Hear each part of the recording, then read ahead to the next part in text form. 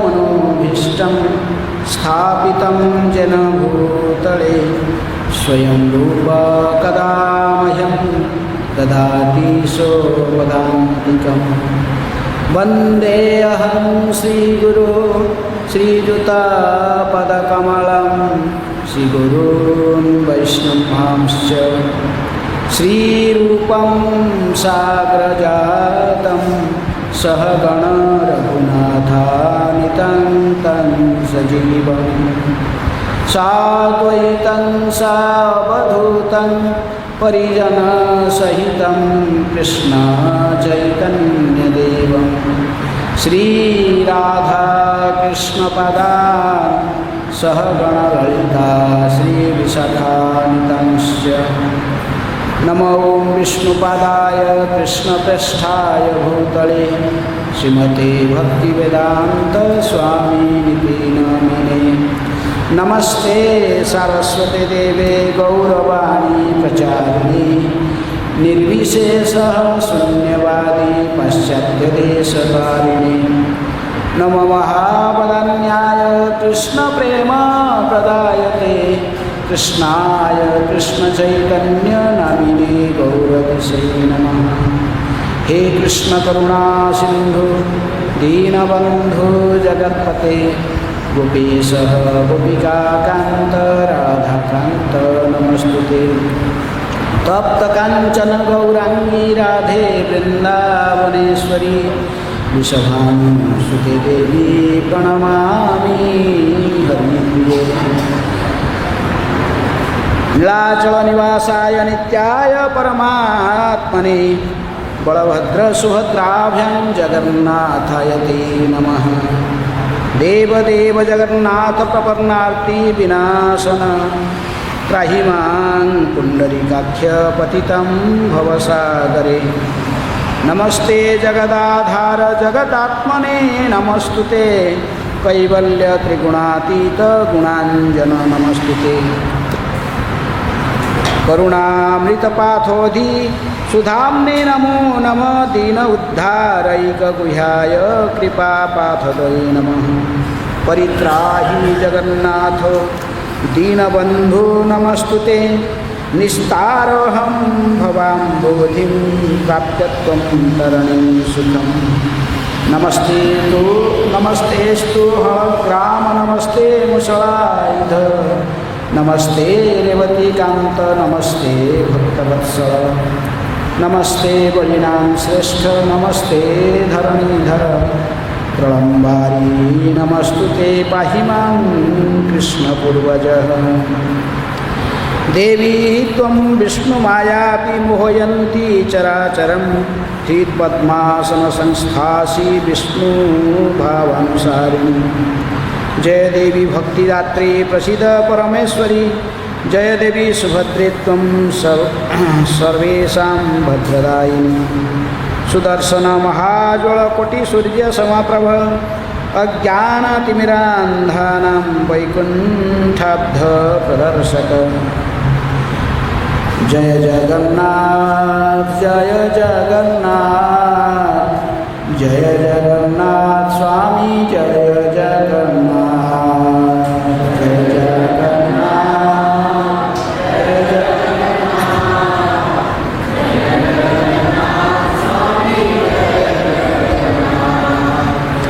जय जगन्नाथ जय जगन्नाथ जय जगन्नाथ जय जगन्नाथ स्वामी जय जगन्नाथ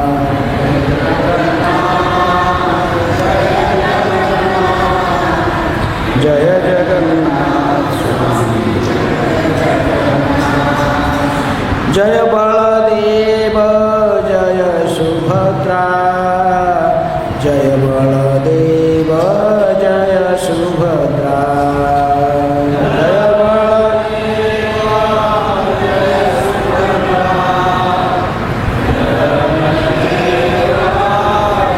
सुभद्रा जगन्नाथ स्वामी नयनपथगामी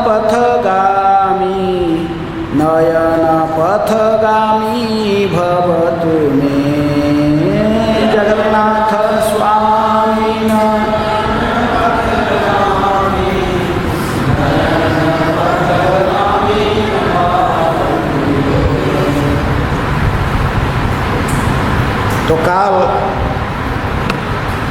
किस प्रकार जगन्नाथ जी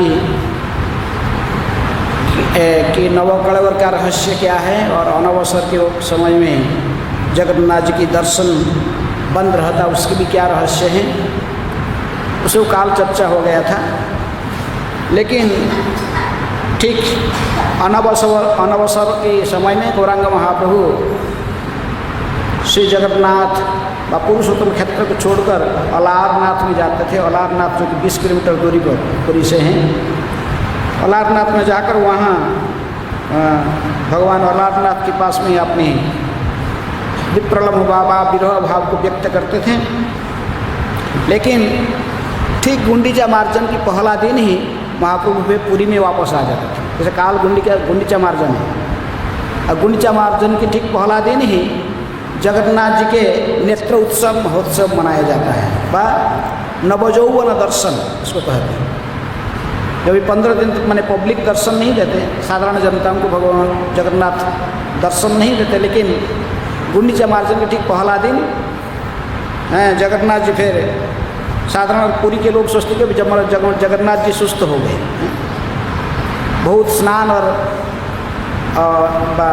अधिक भोजन करने के कारण उनकी तबीयत ठीक नहीं था और साधारण व्यक्तियों के ऐसे ही चिंतन है। लेकिन जैसे दैतापतियों को विशेष सेवा देने के लिए भगवान ने ऐसे ही लीला कपट लीला को स्वीकार किए थे। लेकिन आज से ही फिर गुंडीचा मार्जन के पहला दिन में फिर भगवान ने सुस्त हो गए और सभी समस्त साधारण भक्तों को भी दर्शन देने के लिए तैयार हो गए। तो इसलिए गुंडीचा जब महाप्रभु को पता चलता कि अभी भगवान जगन्नाथ फिर दर्शन देने वाले हैं व उनकी नवजौवन दर्शन होने वाला है, तभी वो वापस आ जाते। कहाँ से? अलारनाथ से। वहाँ से फिर जगन्नाथ सीधे आकर जगन्नाथ मंदिर में प्रवेश करते हैं। लेकिन साधारण अन्य समय में भगवान चैतन्य महाप्रभु केवल गरुड़ खंभ के पीछे खड़ा होकर दीवार के सहारे पर वहीं हाथ रखकर वहीं से गरुड़ खंभ के पीछे से ही जगन्नाथ जी के दर्शन करते थे। आज भी वो दीवार में चैतन्य महाप्रभु के तीनों अंगुली की छाप है, जो अंदर जाते हैं गरुड़ खंभ के पीछे जो लेफ्ट बायां साइड में दीवार के ऊपर अभी भी गौरांग महाप्रभु के 3 अंगुली के चिन्ह है, जहाँ पर उन्होंने ऐसे अंगुली रखकर, नीचे भी है ऊपर भी है, उन्होंने जगन्नाथ जी के दर्शन करते थे। उनके प्रेम से वो पत्थर भी पिघल जाता था। लेकिन आज के दिन विशेष रूप में नेत्र उत्सव के दिन महाप्रभु ने मर्यादा को उल्लंघन कर जाते थे। उस दिन और वहीं से दर्शन नहीं करते थे, सीधे भाग जाते थे अंदर में, जहाँ पर जगन्नाथ रहते थे। पूरे आगे बढ़ते बढ़ते जगन्नाथ जी के सन्निकट में आ जाते थे। उनको दर्शन करने की इतनी लालसा प्रबल होने के कारण ये नवजौवन के दर्शन के दिन महाप्रभु उस दिन मर्यादा पालन नहीं करते थे। पूरे जगन्नाथ जी के सन्निकट में जाकर उनके दर्शन करते थे और फिर दर्शन करके जगन्नाथ जी को बड़े प्रसन्न होकर फिर अपने निवास स्थान काशी मिश्रालय व गंभीराज कहते हैं, वहाँ पर जाकर फिर उसी रात्रि निवास करते थे। लेकिन दूसरे दिन में गुंडीचा मार्जन के समय होता है, इसलिए गुंडीचा मार्जन के बारे में काल हिज होलीनेस वैष्णव स्वामी महाराज कहेंगे। हिंदी क्लास उनकी काल है, काल गुंडीचा मार्जन में गुंडीचा मार्जन की लीला विशेष रूप में आप वहाँ श्रवण करोगे। तो इसलिए मैं गुंडीचा मार्जन की डिटेल नहीं बता रहा हूँ, लेकिन महाप्रभु ने अपने समस्त गणों को लेकर गुंडीचा मार्जन के लिए आते हैं और काशी मिश्र सर्वभौम भट्टाचार्य को अपनी इच्छा को प्रकट करते कि हमें गुंडीचा मार्जन की सेवा हमें दे दिया जाए। इसी प्रकार में महाप्रभु ने सेवा प्राप्त करके ही गुंडीचा मार्जन में लग जाए। गुंडीचा मार्जन काल आएगा, लेकिन गुंडीचा मार्जन होने के प्रांत दूसरे दिन में क्या होता है? रथ यात्रा महोत्सव। जैसे परसों ही रथ यात्रा महोत्सव कब होता है ना? आषाढ़ शुक्ल द्वितीय तिथि। जैसे महाराज इंद्रद्युम्न को आदेश दिए थे, कौन? महाराज इंद्रद्युम्न ने इंद्रद्युम्न को ब्रह्मा जी ने निर्देशन दिए थे। बा स्वयं जगन्नाथ ब्रह्मा को माध्यम बनाकर बा स्वयं जगन्नाथ भी इंद्रद्युम्न महाराज को कहे थे कि जब ये ज्येष्ठ पूर्णिमा का तिथि वो मेरा जन्मदिन है, उस दिन मेरी महाअभिषेक करना और विशेष रूप में आषाढ़ महीना की द्वितीय शुक्ल पक्ष के द्वितीय तिथि में मेरी शुभ रथ यात्रा महोत्सव को तुम मनाना। मुझे नीलाचल क्षेत्र से फिर सुंदराचल में, जो कि गुंडीचा मंदिर के नाम से जाना जाता है, वहाँ मुझे फिर ले जाना। वो स्थान मुझे अति प्रिय है, वो मुझे वृंदावन के समान प्रिय है। और विशेष रूप में जो स्नान पूर्णिमा के दिन जगन्नाथ जी को स्नान मंडप के ऊपर लाया जाता, तो उन्होंने उसी गुंडीचा मंदिर की तरफ देखकर फिर उनकी विरह अधिक बुद्धि हो जाता है। तो इसलिए उन्होंने, जैसे जगन्नाथ जी ने स्वयं आदेश दिए थे महाराज इंद्रद्युम्न को, आषाढ़स्य द्वितीयायां रथकुर्याद् विशेषतः आषाढ़ शुक्ल एकादश्यां जप होम महोत्सवम् रथस्थितं व्रजन्त तं महावेदीं महोत्सवे य पश्यन्ति मुदा भक्त्या वासस्तेषां हरेर्पदे सत्यं सत्यं पुनः सत्यं प्रतिज्ञातं द्विजोत्तमः नान्तः श्रेयः प्रदो विष्णुर् उत्सव शास्त्र सम्मतः। भगवान विष्णु की जितनी प्रिय उत्सव है, तो भगवान को सबसे प्रिय उत्सव है ये रथ यात्रा महोत्सव। ये भिन्न भिन्न पुराण में भी, पद्म पुराण में, विष्णु पुराण में, स्कंद पुराण में सर्वत्र इसकी प्रमाण दी गई कि विशेष रूप में आषाढ़ शुक्ल द्वितीया तिथि में भगवान जगन्नाथ जी को प्रसन्न करने के लिए जो रथ यात्रा के महोत्सव निकालता है, सुंदराचल व जगन्नाथ जी के मंदिर से फिर गुंडीचा मंदिर तक, ये रथ यात्रा महोत्सव भगवान जगन्नाथ जी को व भगवान विष्णु को अति प्रिय है। और जो भी वैष्णव इसी महोत्सव में भाग लेते हैं और भगवान जगन्नाथ जी को उसी दिन विशेष रूप में रथ के ऊपर दर्शन करते हैं, तो फिर वो रथे तो वामन दृष्ट्वा पुनर्जन्म न विद्यते। कहा गया कि रथ के ऊपर जो स्वयं भगवान जगन्नाथ व वामन देव को दर्शन करता है, तो उसको फिर पुनर्जन्म नहीं होता है। इसी प्रकार रथ यात्रा की महोत्सव विशेष आषाढ़ महीना के शुक्ल पक्ष की द्वितीय तिथि में मनाया जाता है। आषाढ़ से शीतपक्षे द्वितीय पुष्य संयुक्त है। विशेष रूप में द्वितीय तिथि और पुष्या नक्षत्र जो तिथि है, ये अति प्रिय है भगवान जगन्नाथ जी को। लेकिन हर साल पुष्या नक्षत्र की जो पवित्र दिवस नहीं होता, लेकिन फिर भी द्वितीय तिथि में जगन्नाथ जी की रथ यात्रा महोत्सव मनाया जाता है। तो रथ यात्रा उत्सव जब प्रारंभ होता है, सबसे पहले भगवान जगन्नाथ बलराम सुभद्रा जी के रथ तो पहले से ही बड़दान में मुख्य रास्ता पर इनको अच्छे तरह से सजावट करके रखा जाता है। ताड़ध्वज रथ बलराम जी की, नंदीघोष रथ जगन्नाथ जी की और देवी दलन रथ किसकी, सुभद्रा जी के। और रथ तो पहले से ही तैयार रहते हैं, इनको सजावट भी बहुत सुंदर रूप में सजावट की जाती है। लेकिन इसके बाद सबसे पहले जो रथ यात्रा के दिन सबसे जो पहला उत्सव होता है कि जगन्नाथ बलराम सुभद्रा महारानी को अपनी रत्नवेदी सिंहासन से उठाकर लाया जाता है। कैसे उठा के लाते? कौन उठा के लाता? दैतापति हैं, जो विशेष रूप में विश्वावसु सवर की वंशज, विश्वावसु सवर की पुत्री ललिता के गर्भ से जो संतान जन्म हुए थे, तो उन्हीं की परंपरा से जो आए, उन्हीं की वंश परंपरा में जो आए, उनको दैतापति कहते हैं। और उन्हीं की विशेष अधिकार होता है कि जगन्नाथ जी की स्नान यात्रा से लेकर रथ यात्रा समाप्त होने तक उनकी सेवा रहता है। तो इसलिए सो दैतापति लोग ने बड़े हाथाहाथी करके जगन्नाथ पहले किसको उठा के लाते? पहले बलराम को उठाते, फिर बाद में सुभद्रा फिर जगन्नाथ फिर सुदर्शन, इस प्रकार नहीं, पहले सुदर्शन पहले चलते।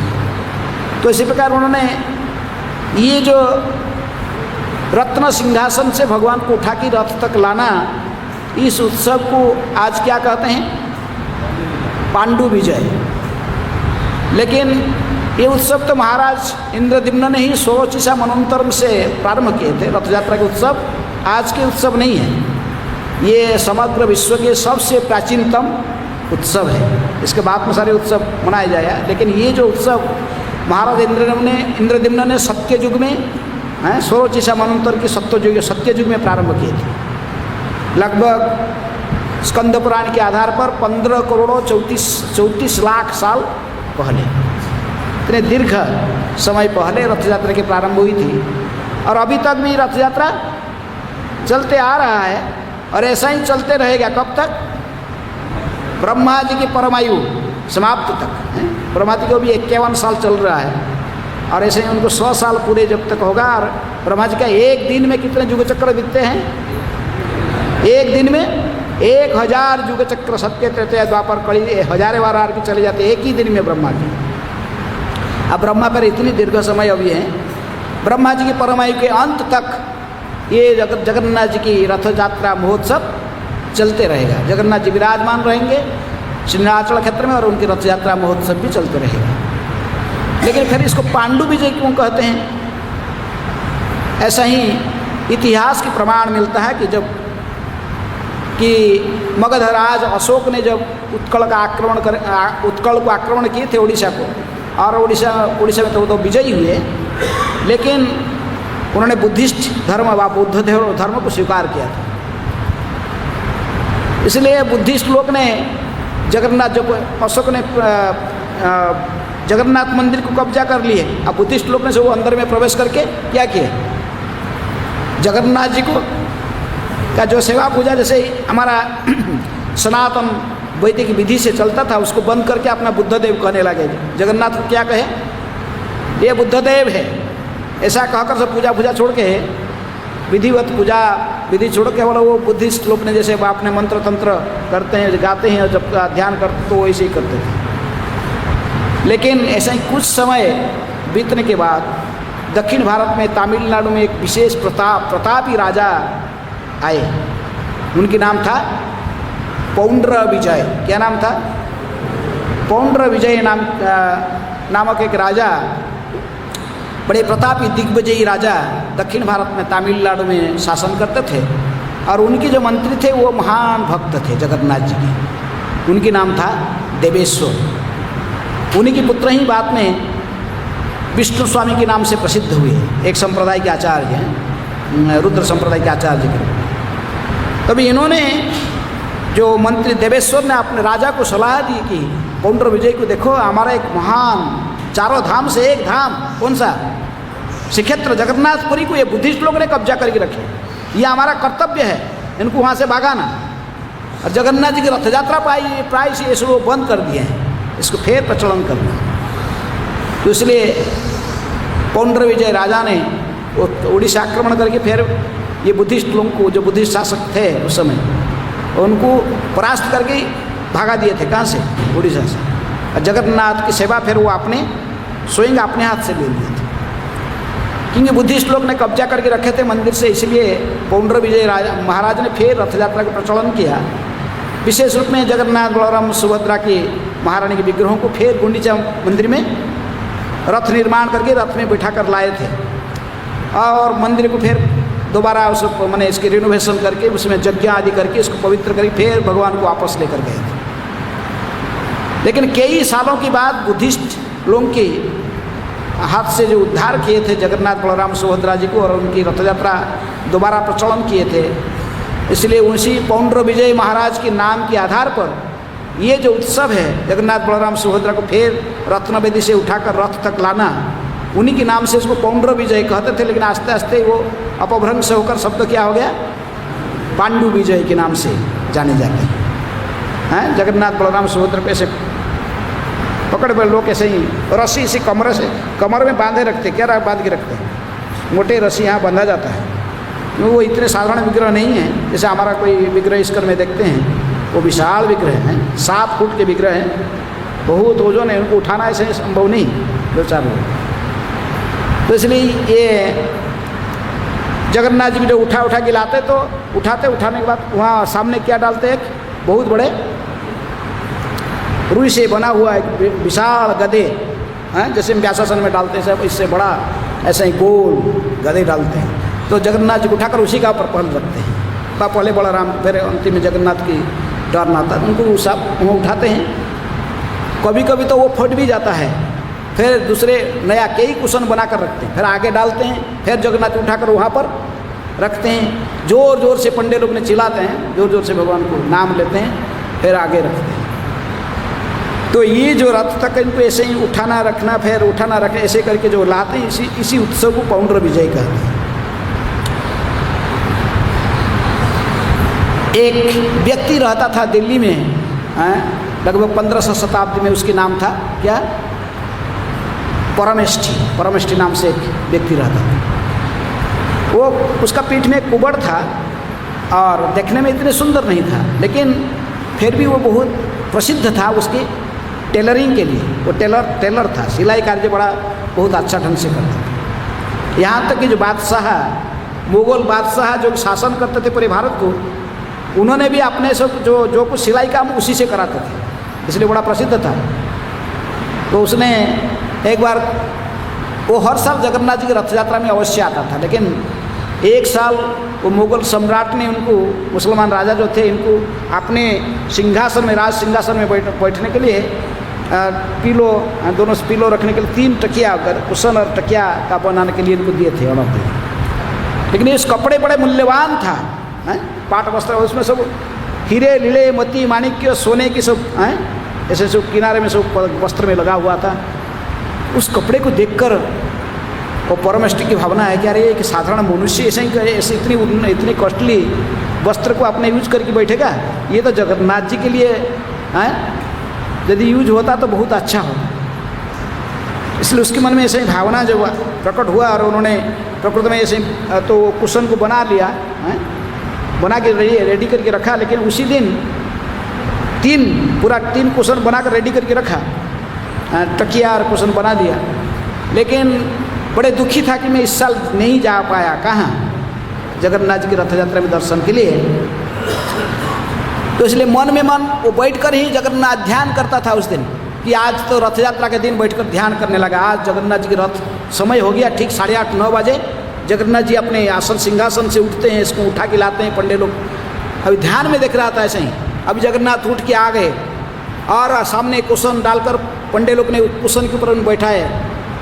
फिर जब जगन्नाथ जी को बैठा ऐसे 2-3 बार लाए, लेकिन एक बार जो जगन्नाथ जी को उठाकर कुशन में बैठा दिया, कुशन फट गया।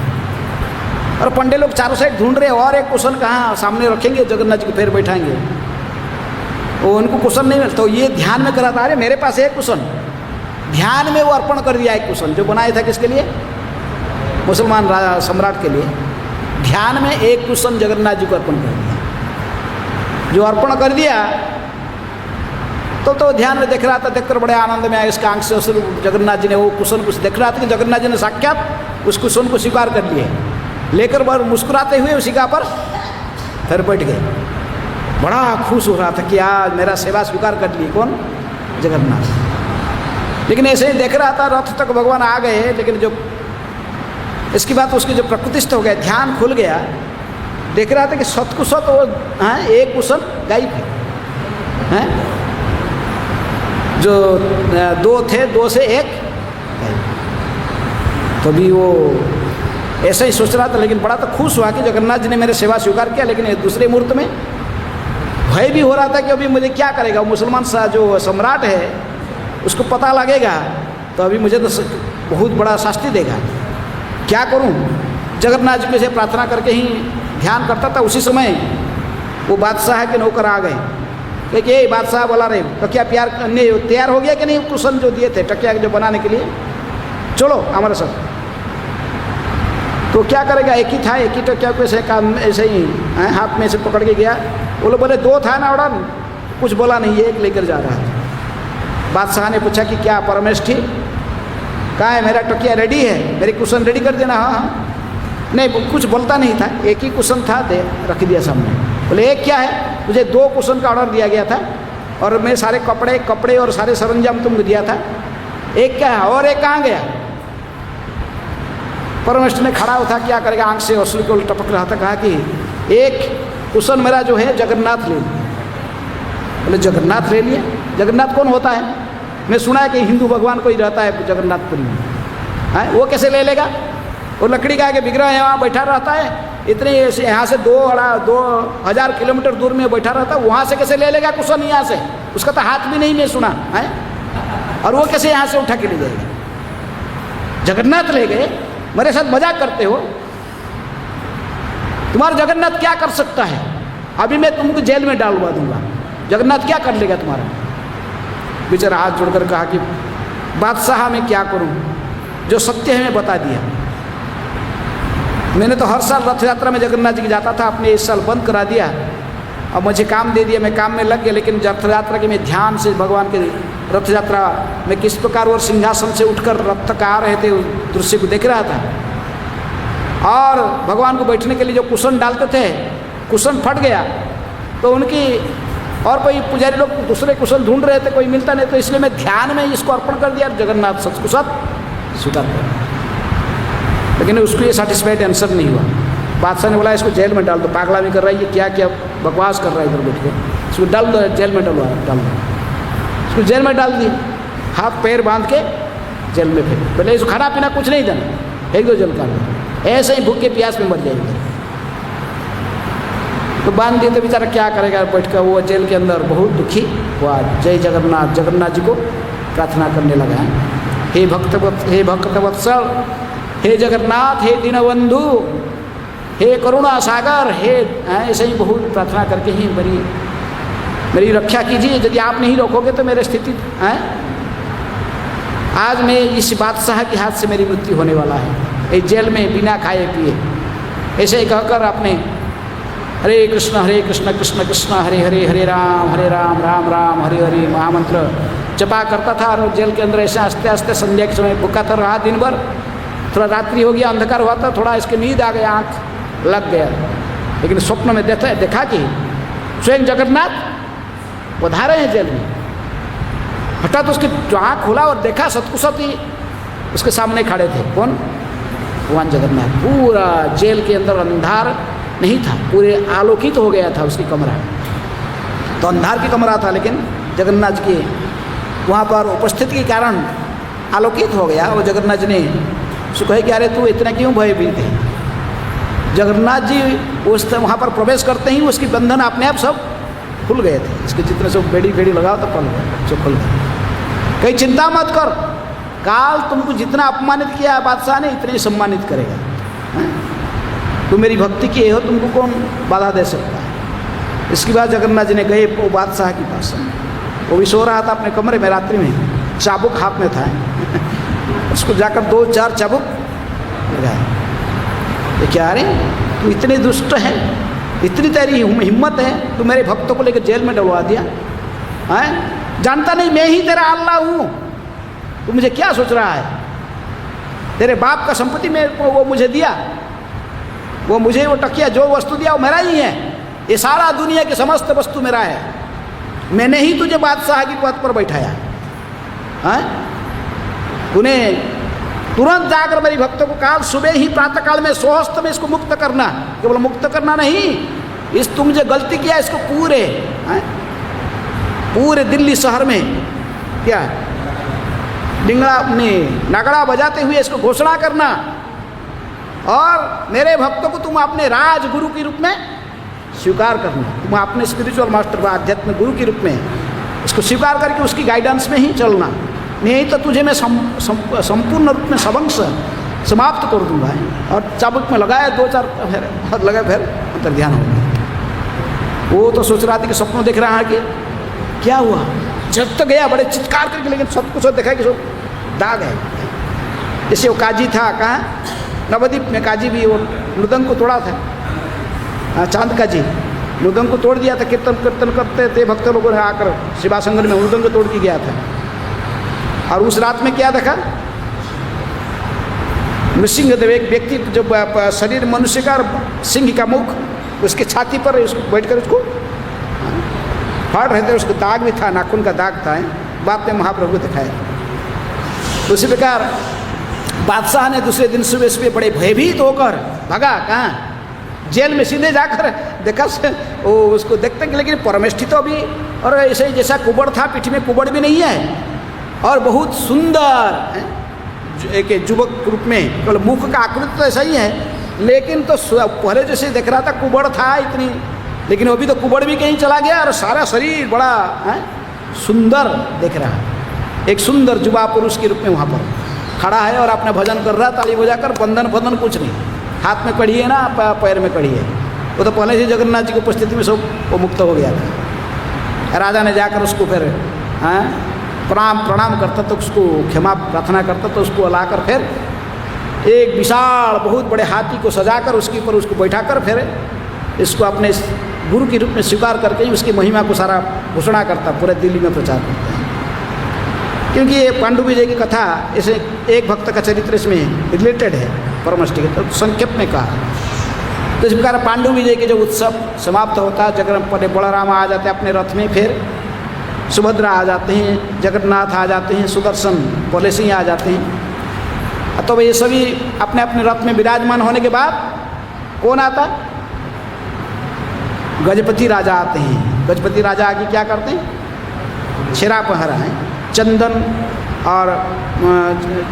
और सुवासित गुलाब की जल और सुंदर सुवासित जल, तीर्थ जल सब मिलावट करके बड़े सुगंधित जल को छिड़का जाता है रास्ता में। स्वयं चंदन और जल को राजा स्वयं स्वहस्त में छिड़काते हैं और उसके ऊपर झाड़ू लगाते हैं। जगन्नाथ जिस मार्ग में आगे बढ़ेंगे रथ में, उस रास्ता को झाड़ू लगाते हैं, पूरे परिष्कार करते रास्ता को। तो ये जो विधि है इसको क्या कहते हैं? छेरा पहरा। छेरा पहरा। पहले तो राजा पूरे सोने की झाड़ू, वो राजा से झाड़ू लगाते थे, किस में बना होता था? वो सोने की खड़का में। यानी अभी तो जो झाड़ू लगाया जाता है उसमें एक खड़का केवल सोने की रहता है और सब नारियल के पत्ते की भी जो होता है, ये नारियल के डंठा से ही बनाया जाता है उनके पत्ते की। तो इसी प्रकार ये गुंडीचा मार्जन मिसरी, ये छेरा पहरा के उत्सव में भी एक कहानी जोड़ा हुआ है। किसकी? महाराज पुरुषोत्तम द्वितीय पुरुषोत्तम देव, जो जगन्नाथपुरी के गजपति राजा थे। और ये तो राजाओं की रीति है, जगन्नाथ जी की प्रसन्नता के लिए सेवा करना, रथ के सामने झाड़ू लगाना, ये महाराज इंद्रद्युम्न के समय से ही लगा हुआ है। राजा स्वेच्छा से भगवान के सेवक बनकर रथ के सामने झाड़ू लगाते हैं। लेकिन एक बार महाराज ने गजपति राजा जो पुरुषोत्तम देव, उन्होंने दिग्विजय करके, उनके समय में जो बड़े उड़ीसा की जो साम्राज्य, उत्कल प्रदेश के साम्राज्य दक्षिण भारत तक व्याप्त था, कांचीपुरम तक। उन्होंने से ही दिग्विजय जाते जाते कांचीपुरम की जो राज्य में प्रवेश किए, उनकी राजधानी में। तभी कांचीपुरम की जो राजा थे साल्लो नरसिंह, उन्हें इनकी पराक्रम देखकर उनको कि इनके साथ युद्ध करना ठीक नहीं है, संधि कर लेते हैं, मित्र बनकर रहेंगे। तो उन्होंने प्रपोजल भेजा कि मेरा जो कन्या है उसके नाम क्या थी? पद्मावती। पहले पद्मावती गए थे घूमने, ऐसे गार्डन में घूमते घूमते महाराज पुरुषोत्तम को दर्शन किए और दोनों में संपर्क स्थापना हुआ, दोनों को चाहते थे। लेकिन बाद में राजा को जो साल्लो नरसिंह को पता चला, उन्होंने महाराजा गजपति राजा पुरुषोत्तम देव को अपने राजमहल में निमंत्रण करके ही इनको कहे कि देखो हम मित्र बनकर रहेंगे और मेरे पुत्री कौन, मेरी कन्या पद्मावती को मैं आपके साथ परिणय करना चाहता हूँ और इसी प्रकार हम मित्र बन के रहेंगे। राजा कहे कि ठीक है, अभी मैं बिजी हूँ। पुरुषोत्तम देव कहे कि मैं अभी तो मुझे तुरंत जाना पड़ेगा, उत्कल में पूरी जाना पड़ेगा, क्योंकि अभी भगवान जगन्नाथ जी के रथ यात्रा महोत्सव प्रारंभ होने वाला है, इसलिए मुझे तुरंत जाना पड़ेगा पूरी। लेकिन आप भी चलिए, भगवान रथ यात्रा महोत्सव को दर्शन कीजिए। राजा कहा कि मैं तो बिजी हूँ, मेरा मंत्री को भेजता हूँ। राजा अपने मंत्री को भेजा, जाकर रथ यात्रा देखो। तो मंत्री ने आया लेकिन जब रथ के सामने देखा कि गजपति राजा स्वयं झाड़ू लगाते हैं, तो बोला ये क्या है, ये राजा है कि चंडाल है? बीच रास्ता में लाखों लाखों पब्लिक के बीच में ये क्या कर रहा है, झाड़ू लगा रहा है। ये राजा हो, राजा ही, ये राजा का काम है ये। ओ उसको तो बड़ा है, इससे कदर जब लगा उसको, बोला ये क्या है, क्षेत्रीय राजा होकर रास्ता में लाखों पब्लिक के अंदर वो झाड़ू लगा रहा है रास्ता में, ये तो मेहतर का काम है, चंडाल का काम है।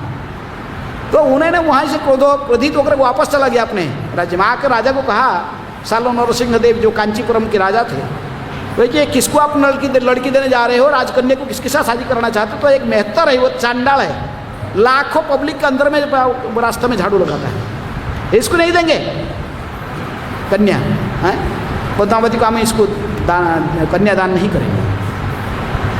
तो बेचारे राजा सालो नरसिंह तो पूरा प्रैक्टिकल देखे नहीं थे क्या सिचुएशन है, लेकिन मंत्री के इतनी कहने पर वो भी राजी हो गए मंत्री की बात में, और दूसरा पत्र लिखकर भेज दिए पुरुषोत्तम देव के पास। देखिए, हे राजा पुरुषोत्तम देव, मैं जो आपको प्रतिश्रुति दिया था मेरे कन्या आपको अर्पण करूंगा, कन्यादान करूंगा, आज से मैं प्रतिश्रुति वापस कर दिया। क्योंकि मेरे मंत्री ने आके कहे कि आप झाड़ू लगाते हो रास्ता में, लाखों पब्लिक के बीच में आप झाड़ूदार हो, चांडाल की मेहतर की काम करते हो, मेरे राज का ये जो राजकुमारी को तो शादी करने के आप योग्य नहीं है, मैं इसको नहीं दूंगा, आपको कन्यादान नहीं करूँगा। तो इतने में तो उनको बड़ा क्रोध आ गया। ये लेटर को जो पढ़े तो किसको क्रोध आ गया? पुरुषोत्तम देव। सीधे भागे वहीं से सीधा एक सैन्य ग्रुप लेकर कांचीपुरम को आक्रमण कर। क्षेत्रीय राजाओं का रक्त बड़ा गर्म हो जाता है, शौर्य, तेज और धृति, दाक्ष्य सब उनके लक्षण हैं। तो उन्होंने, लेकिन इस समय तो जगन्नाथ जी की तो परमिशन भी नहीं लिए थे कि जगन्नाथ जी को बोलने के लिए भी भूल गए थे, सीधे भागे। लेकिन कांचीपुरम के जो राजा सालो नरसिंह देव, उनकी इष्ट कौन थे? गणेश जी। तो उन्होंने गणेश जी को बहुत पूजा किए थे, प्रार्थना करके लोग आए थे युद्ध क्षेत्र में।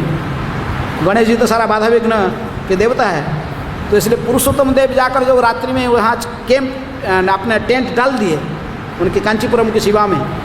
काल सुबह युद्ध होने वाला लेकिन रात में अपने आप इनके टेंट में क्या लग गया?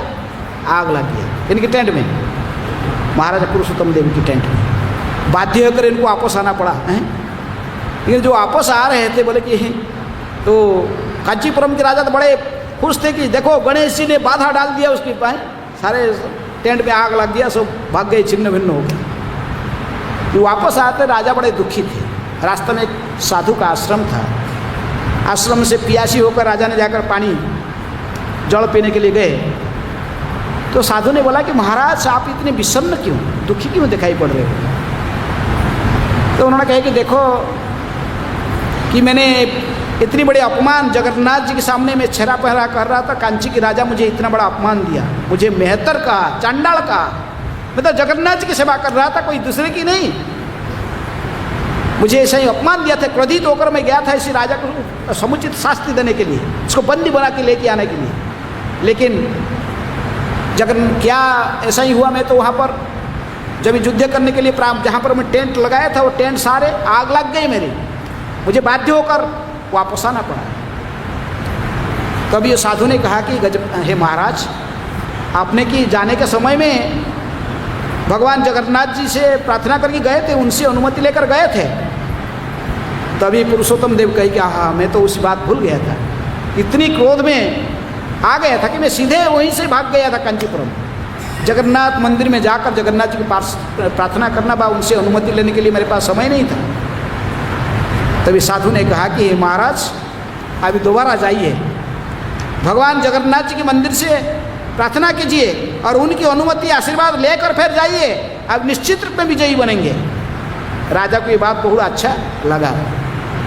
तो गजपति राजा पुरुषोत्तम देव ने वापस आए और फिर जगन्नाथ मंदिर में गए और भगवान जगन्नाथ जी को जाकर अनुनय विनय की, हे प्रभु ये अपमान मेरा नहीं है, ये अपमान था आपका है। मैं आपकी रथ के सामने झाड़ू लगा रहा था, वो मुझे मेहतर कहा, चांडाल कहा। आप मुझे सहायता कीजिए, मैं अभी कांचीपुरम की ऐसे कहकर राजा बहुत रोने लगे जगन्नाथ जी के सामने। जगन्नाथ जी ने कहे कि अरे तू इतने की चिंतित हो रहा, मेरे भक्त की कभी नाश नहीं होता है? कौन्तेय प्रतिजना ही न मे भक्त्या प्रणश्यति। तुम भयभीत मत हो, अभी तुम दोबारा जाओ कांची विजय के मार्ग पर, तुम हमको बोला नहीं पहले, ऐसे ही चला गया। अभी तुम जाओ, हम दोनों भाई तुम्हारे साथ है। कौन कौन? बलराम और मैं, बलभद्र और मैं, दोनों हम भाई जाएंगे युद्ध करने तुम्हारे साथ। इसलिए वो कांची विजय के अभियान फिर दोबारा जब प्रारंभ किए महाराज पुरुषोत्तम देव, लेकिन इनको थोड़ा शंका होता था, ये तो दारू ब्रह्म के रूप में बैठे हुए हैं, अरे युद्ध करने के लिए कैसे जाएंगे, प्रैक्टिकल जाएगी, युद्ध कैसे करेंगे, ये कैसे संभव है? हाँ, दारू ब्रह्म के रूप में आप रत्नवेदी में बैठे हैं, बोले कि आप जाओ, हम तुम्हारे साथ जाते हैं। थोड़ा डाउट था इस शंका को समाधान करने के लिए, इसलिए तो भगवान बलराम और जगन्नाथ समझ गए।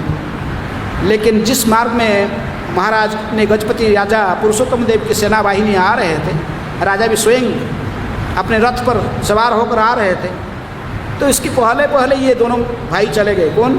जगन्नाथ और बलराम, काले और धोले वाइट सफ़ेद घोड़े के ऊपर बैठकर सैनिक वेश में अपने सजावट हुए थे क्षेत्रीय योद्धा के रूप में, तलवार हाथ में था, तलवार धारण करके ही निकाले। जाते जाते उसी रास्ते में चिलिका ह्रद आता है, बड़ा प्रसिद्ध ह्रद है, वो मीठे पानी का ह्रद है, लेकिन इसका पानी मीठा है। इसको कहते पूरा तो विश्व में मीठा पानी के ह्रद के रूप में उसकी बड़ी ख्याति है। तो उसके पास में आज एक गांव है, उसके नाम है माणिकपटना। पहले इस गांव का नाम माणिकपटना नहीं था, लेकिन उसी गांव के पास में जो मार्ग देख जा रहे थे, और उस गांव के रास्ता के किनारे पर एक वृक्ष के नीचे माता जी ने क्या कर रही थी, ग्वालिनी ने छाछ बेच रही थी। छाछ बेच रही थी, गर्मी के साथ कोई रास्ते में जाएगा, दही बेच रही थी, छाछ नहीं दही बेच रही थी। पूरे नए अच्छे मटका में सुंदर दही बनाकर रखी थी बेचने के लिए। और दही देखकर दोनों भाई उतर गए। जगन्नाथ बलराम कहे कि 2 मटका था दही उसके पास में रखा था, बड़े बड़े मटका 2, और कहे कि हमको प्यास लग रहा है, दही दोगे पीने के लिए माता जी? बोले हाँ, मैं तो बेचने के लिए रखा हूँ, ले लो। दोनों भाई दोनों पकड़े और पी लिए पूरे पूरे दही। तो देखते रह गए, अरे ये कितना ही, 2 मटका दही, 2 बस दोनों ही पी लिए सारा। अब पी कर रख दिए नीचे खाली मटका। तो कहे पैसा दो। बोले पैसा हमारे पास नहीं है। बोले पैसा नहीं है? वो तो रोने लगी, मेरे परिवार कैसे चलेगा, मैं तो इसी दही को बेचकर मेरे परिवार के लिए चावल खरीद के लेता हूँ, और तुम तो सारे पी लिए हो और पैसा भी नहीं, मैं क्या करूँ, मैं घर में क्या खाएंगे मेरे बच्चे आज? वो तो रोने लगे। तो जगन्नाथ जी ने मुस्कुराए, बलराम की तरफ देखे, कहे कि अच्छा ठीक है। बोले तो चिंता मत कर, हम व्यवस्था करते हैं। जगन्नाथ जी ने अपने आंगुली से एक मुद्रिका निकाल कर इसको रत्न मुद्रिका, तो माता जी कह के रखो, ये मुद्रिका रखो। तो बोले इसको क्या करूँ? बोले अरे ये रत्न मुद्रिका है, लाखों रुपया इसके दाम, तुमको इस मुद्रिका हम परमानेंट नहीं दे रहे हैं, तुम्हें मुद्रिका रखो। पीछे हमारा राजा आ रहा है, हम तो सैनिक है, 2 सैनिक हैं, हम आगे जा रहे हैं युद्ध में, कांची विजय के लिए राजा जा रहे हैं, हम उनके सैनिक हैं, हम आगे जा रहे हैं, पीछे पीछे हमारा राजा आ रहे हैं, थोड़ी देर में आ जाएंगे। तुम इसी रत्न मुद्रिका को राजा को देकर तुम्हारे दही का मूल्य ले लेना उनसे, वो पेमेंट कर देंगे। तो कहकर चले गए बस आगे, क्योंकि भगवान को विश्वास दिलाना था पुरुषोत्तम देव को कि प्रकृति में कैसे वो युद्ध में जा रहे हैं, उनको सहायता करने के लिए। तो इस प्रकार जब ही सत जगन्नाथ बलराम तो वहाँ से ध्यान हो गए, चले गए, लेकिन आ गए पीछे से कृष्ण बलराम चले गए, पीछे आ गए गजपति राजा। ये तो रास्ता के बीच में खड़ी थी माता जी, दोनों हाथ ऊपर उठाकर मुद्रिका कैसे पकड़ी थी, हाथ दिखा रही थी। कोई भी भाग जाएंगे तो फिर मेरा पैसा जाएगा। रास्ते के बीच में खड़े थे, राजा देखेंगे अरे ये कुछ बोल रही है माता जी, बुद्धि माता जी, किस लिए दोनों हाथ खड़ा करके बोला